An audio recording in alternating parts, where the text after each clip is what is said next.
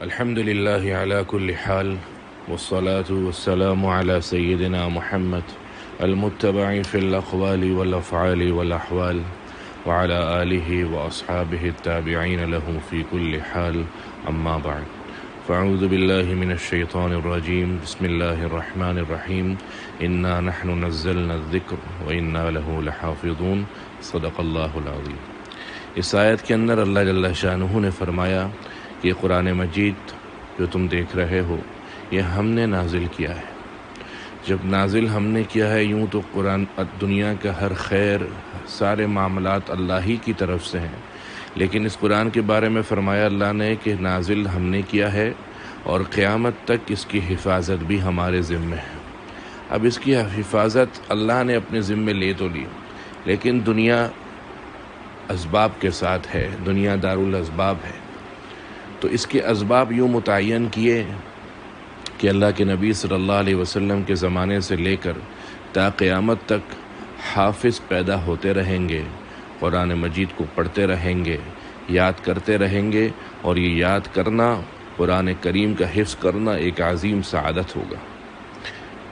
اب بھی کتنے ہی گھرانے ہیں جو اپنی اولادوں کو حفظ قرآن کی سعادت سے مالا مال کرنا چاہتے ہیں، اور کیوں نہ ہو، یہ وہ عظیم سعادت ہے جس کے مقابلے میں دنیا کی تمام نعمتیں، دنیا کی تمام سعادتیں دوسرا ثانوی درجہ رکھتی ہیں۔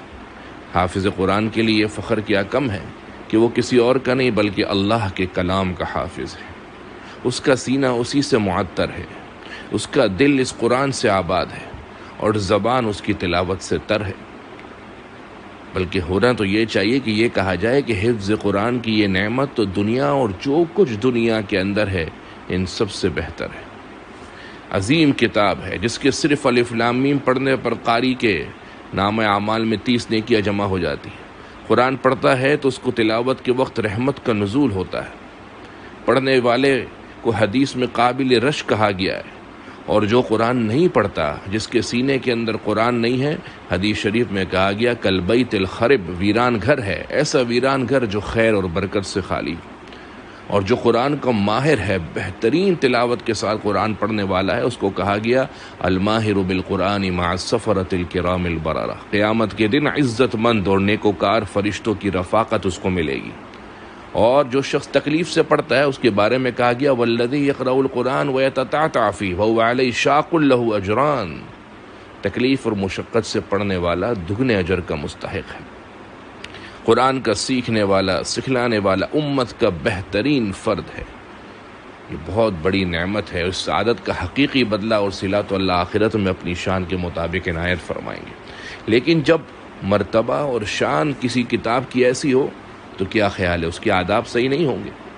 اس کے آداب بھی ویسے ہی ہوں گے۔ آداب کا تعلق دین سے کیسا ہے، یہ چند مثال کے ذریعے میں آپ کو سمجھاتا ہوں۔ حضرت موسیٰ علیہ السلام فرعون کے دربار کے اندر گئے، اور فرعون نے ان کو کہا تھا کہ میں اپنے جادوگر بلا رہا ہوں اور تم اپنا کرشمہ دکھانا۔ انبیاء کا جادو نہیں ہوتا، انبیاء کا معجزہ ہوتا ہے۔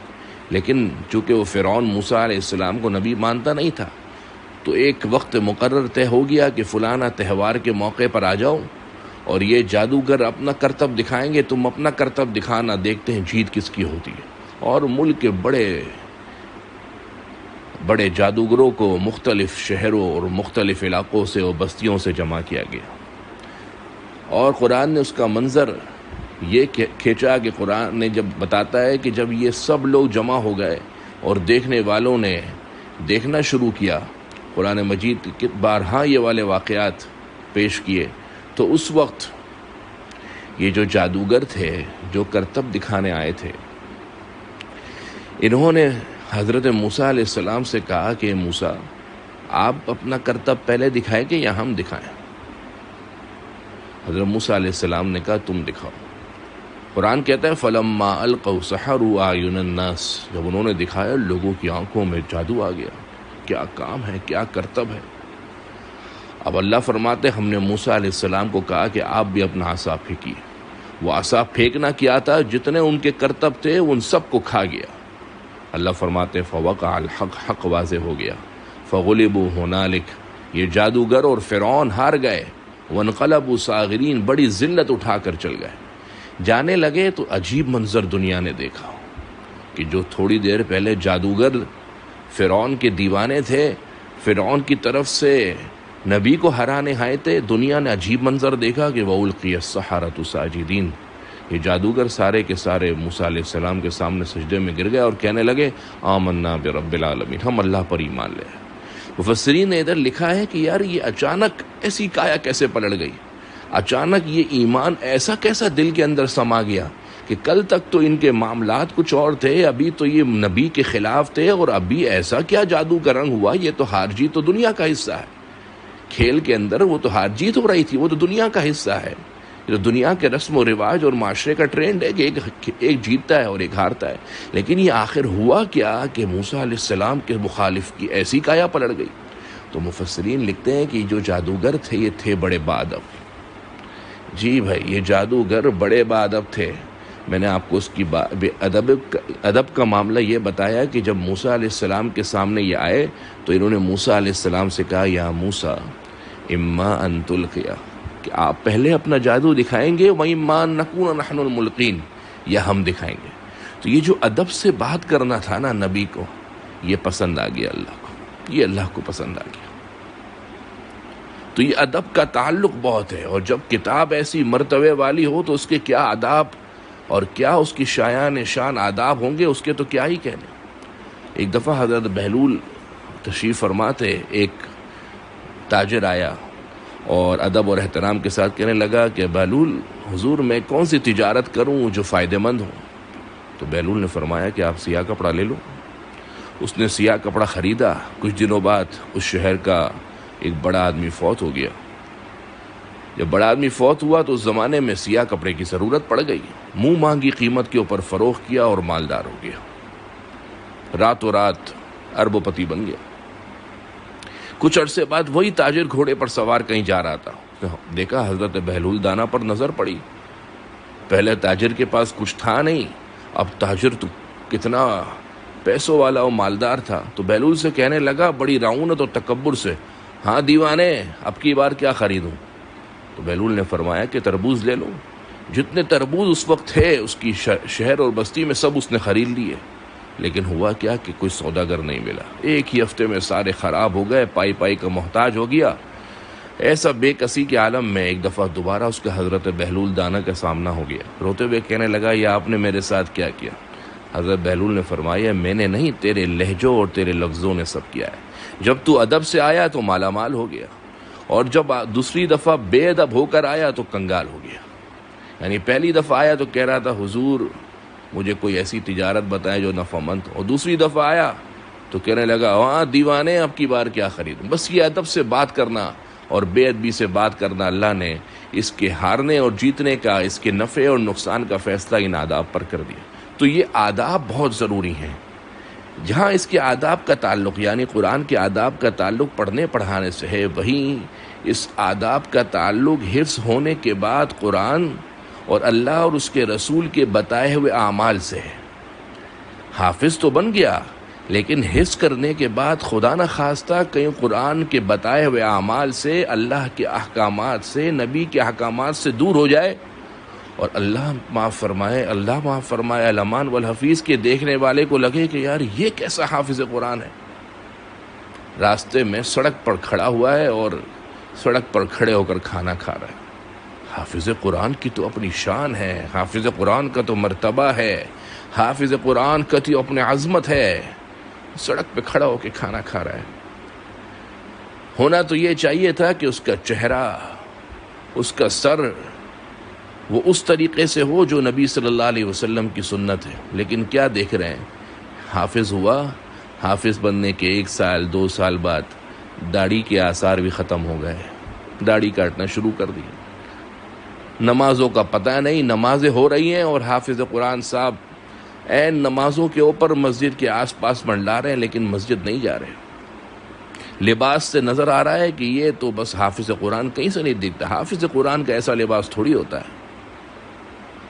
تو یہ حفظ قرآن ایک بہت بڑی عظمت اور شان کا معاملہ ہے، لیکن یاد رکھیں کہ کہیں حفظ قرآن کے بعد کہیں قرآن مجید ہم سے، ہماری زندگیوں سے دور ہو نہ جائے۔ قرآن کا زندگیوں سے نکلنا یہ میرے اور آپ کے اور حافظ قرآن کے قرآن سے بیگانہ ہونے کی علامت ہے۔ آپ صلی اللہ علیہ وسلم نے فرمایا تعاہد القرآن، بھائی قرآن کی خبرگیری کرتے رہا کرو۔ فوالذی نفسی بیدی، قسم ہے اس ذات کی جس کے قبضہ قدرت میں میری جان ہے، یہ قرآن مجید تمہارے سینوں سے ایسے نکل جائے گا جیسے اونٹ کو اگر کھلا چھوڑ دو تو کیسے نکل جاتا ہے، اس طریقے سے نکل جائے گا۔ تو جہاں قرآن کو حفظ کرنے کے بعد قرآن کو بار بار پڑھنا، قرآن کو یاد کرنا، اس کی گردان کرنا، اس کو مینج کرنا، یہ سب چیزیں حافظ قرآن کے لیے ہیں، وہیں قرآن کے اعمال، اللہ کی اطاعت، رسول کے احکامات زندگیوں میں آ جائیں، یہ بھی حفظ قرآن کے آداب ہیں۔ لوگ سمجھتے ہیں کہ بھئی قرآن مجید اس نے یاد نہیں کیا تو دیکھو بھول گیا۔ یاد رہے کہ بالکل قرآن مجید حفظ کرنے کے بعد اس کو یاد کرنا ضروری ہے۔ قرآن مجید حفظ کرنا نہ فرض ہے نہ واجب ہے نہ ضروری ہے، لیکن حفظ کرنے کے بعد اس کو یاد رکھنا ضروری ہے۔ اگر آپ نے قرآن مجید حفظ نہیں کیا تو قیامت کے دن آپ سے پوچھا نہیں جائے گا کہ آپ نے حفظ کیوں نہیں کیا تھا۔ آپ اچھا ناظرہ پڑھ لیں، کوئی مسئلہ نہیں، لیکن قرآن پڑھا، قرآن پڑھنے کے بعد قرآن یاد نہ رہا تو قیامت کے دن سوال ہو سکتا ہے کہ اللہ کی کتاب کو ایسے کیسے بھول گئے۔ تو جہاں قرآن کا زندگیوں سے نکلنا، سینوں سے نکلنے کا تعلق اس کے نہ پڑھنے سے ہے، وہیں قرآن مجید کا سینوں اور زندگیوں سے نکلنے کی دلیل یہ بھی ہے کہ یہ شخص گنہگار ہے، کیونکہ قرآن مجید اللہ کی کتاب ہے۔ قرآن مجید اللہ کا علم ہے، اور اللہ کا علم کسی ایرے غیرے کو نہیں ملتا، وہ تو اس کے دوستوں کو اللہ دیتا ہے۔ امام شافعی رحمۃ اللہ علیہ فرماتے ہیں کہ میں نے اپنے استاد حضرت امام وکیع رحمۃ اللہ علیہ سے شکایت کی کہ میرا حافظہ خراب ہو گیا۔ لوگ کہتے ہیں نا قرآن حفظ کیا اور بھول گیا، شاید قرآن پڑھتا نہیں ہوگا، قرآن کی گردان چھوڑ دی ہوگی۔ کوئی حق نہیں ہے کہ بالکل ممکن ہے یہ بھی ہو، لیکن اصل تعلق اس کی زندگی سے بھی ہے کہ زندگی کے اندر جب گناہ آ جائیں تو قرآن ایسے ہی نکل جاتا ہے زندگیوں سے۔ تو فرماتے ہیں شکوت الی وکیع سوء حفظی، میں نے اپنے استاد امام وکیع سے شکایت کی کہ میرا حافظہ خراب ہو گیا۔ فاوصانی الی ترک المعاصی، انہوں نے مجھے کہا کہ بابا گناہ چھوڑ دو۔ فإن العلم نور من الہی، کیونکہ یہ اللہ کا علم، یہ علم تو اللہ کا نور ہے، علم تو اللہ کی صفت ہے۔ ونور اللہ لا یعطی لعاصی، اور یہ اللہ کی صفت علم اور اللہ کا نور یہ کسی گنہگار کو نہیں ملتا۔ تو جہاں حفظ قرآن کرنا، تلاوت کرنا یہ ایک بہت بڑی سعادت ہے، وہیں حفظ قرآن کرنے کے بعد آداب کا خیال کرنا، اپنی زندگیوں پر اس کو نافذ کرنا، اپنی زندگیوں پر اس کو لانا کہ حفظ قرآن کرنے کے بعد لگے کہ حافظ قرآن کی زندگی دیکھو اور غیر حافظ قرآن کی زندگی دیکھو۔ اللہ معاف فرمائے، بعض اوقات تو حافظ قرآن حفظ کرنے کے بعد محسوس ہی نہیں ہوتا کہ یہ حافظ قرآن ہے، ایسا اس کی زندگی سے قرآن نکل جاتا ہے۔